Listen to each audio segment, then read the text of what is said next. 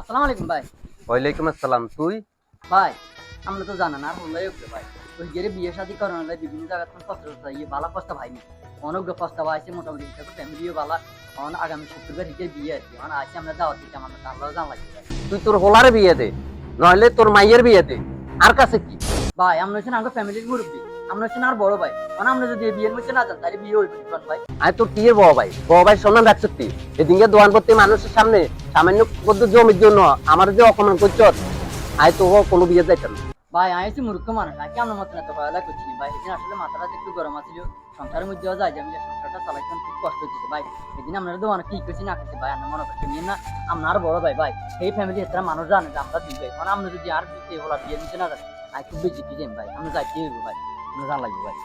আচ্ছা ঠিক আছে, ভুল বুঝাবুঝি যাই হয়েছে ভাইদের মধ্যে, এগুলো নিয়ে আর কোনো মনোকষ্ট নিচ্ছে আরো কোনো মনোকষ্ট নাই।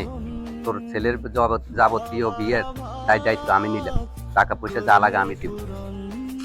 ভাই এই জন্য মাইকে তো ভাই বড় ধন রক্তের ভাই মুখে ফুটিয়েছ